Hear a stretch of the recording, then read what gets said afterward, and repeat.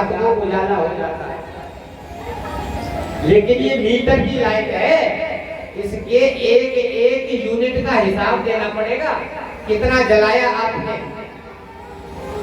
लेकिन सूर्य नारायण भगवान तो कभी किसी से हिसाब नहीं मांगते, इसीलिए सूर्य नारायण भगवान को एक लोटा जल स्नान करने के बाद जरूर चढ़ाना चाहिए। हम कौन है? सूरजमुखी।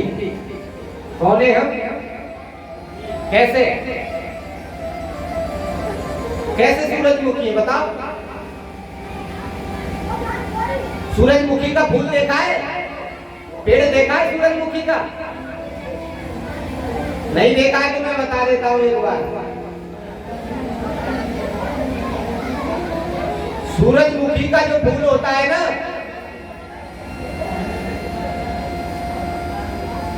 जिधर से सूरज निकलता है सुबह सुबह, उधर की तरफ वो मुंह करके खड़ा होता है सूरजमुखी का फूल।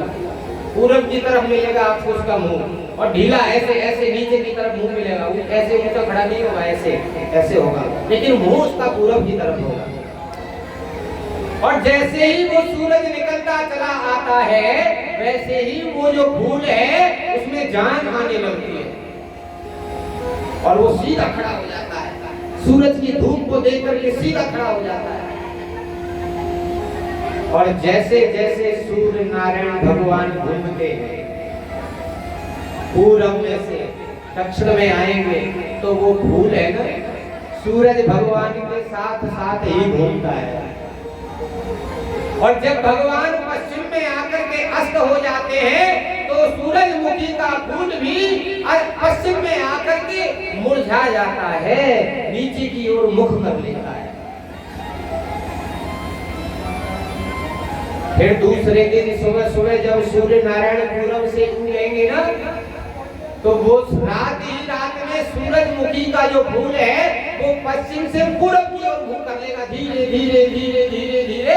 और जिस समय सूर्य उदय होते हैं उस समय पूरब की ओर मुख करके खड़ा रहता है। तो हम कौन है? बोले सूरजमुखी। कैसे?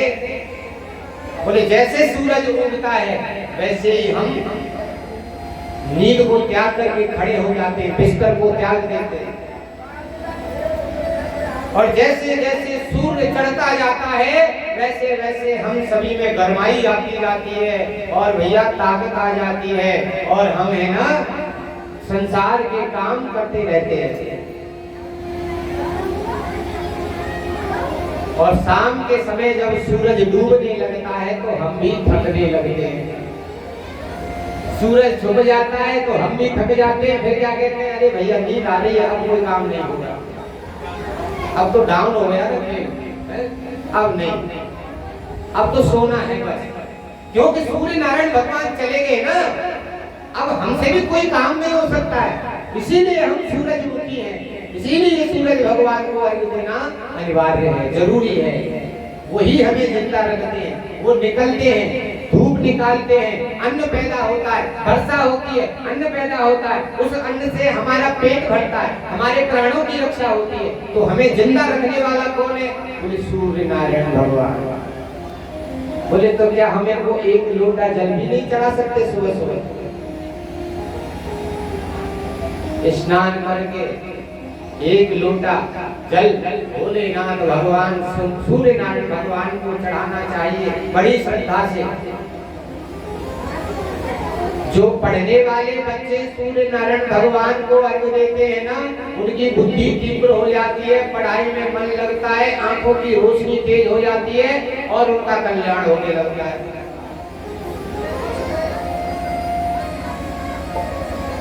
कोई गृहस्थी यदि भगवान सूर्य नारायण को अर्घ्य देता है तो वो फल फूलने लगता है और आनंद करने लगता है। इसीलिए सभी को सूर्य नारायण भगवान के लिए अर्घ्य चढ़ाना चाहिए।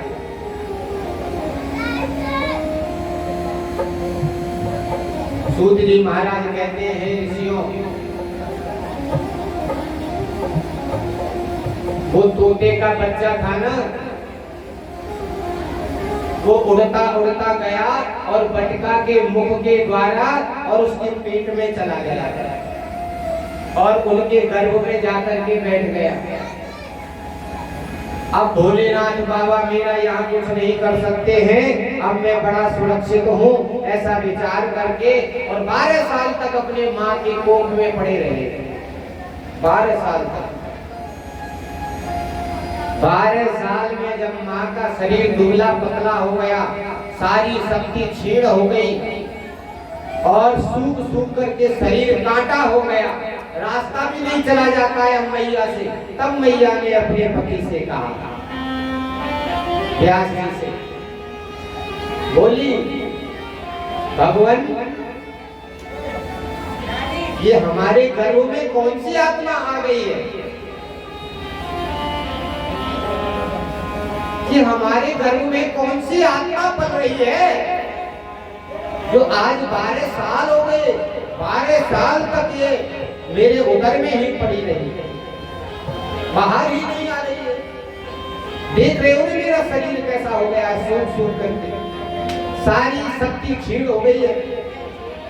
अरे इस आत्मा से कहो ना, कौन सा बालक है, इससे कहो ना कि ये मेरे उदर से बाहर आवे, मुझे क्यों कष्ट दे रहा है।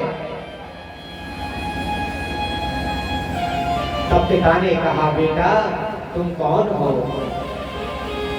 और अपनी माँ को कष्ट क्यों दे रहे हो, बाहर आओ। तो अंदर से आवाज आती है। उस सुख के बच्चे ने, तोते के बच्चे ने आवाज लगाई और कहा, पिता मैं इसलिए गर्भ से बाहर नहीं आ रहा हूं कि संसार में आते ही मुझे भगवान की माया पकड़ लेगी। जैसे ही मैं जन्म लूंगा तो भगवान की माया मुझको बंधन में डाल देगी, फिर मैं भगवान का भजन नहीं कर सकता हूं। इसीलिए मैं अपनी माँ के गर्भ से बाहर नहीं आ रहा हूं, क्योंकि मुझे माया से डर लग रहा है। माया के बंधन में यदि मैं बंध जाऊंगा तो नर्क के मार्ग में चला जाऊंगा। इसीलिए माँ मुझे डर लग रहा है, इसीलिए मैं आपके उदर से बाहर नहीं आ रहा। क्योंकि परम ज्ञानी है वो तोते का बच्चा। क्यों? क्योंकि उसने 7 दिनों की कथा सुनी है, अमर कथा सुनी, वो अमर हो गया है, अब उसे कोई मार नहीं सकता, वो अमर है। सूत जी महाराज ने कहा, हे ऋषियों, 12 साल बाद उसने जन्म लिया माँ के उदर से। तो जन्म लेते ही लंगोट पहन लिया, हाथ में कमंडलू ले लिया और जंगल की ओर जाने लगे तपस्या करना। 12 साल का बालक।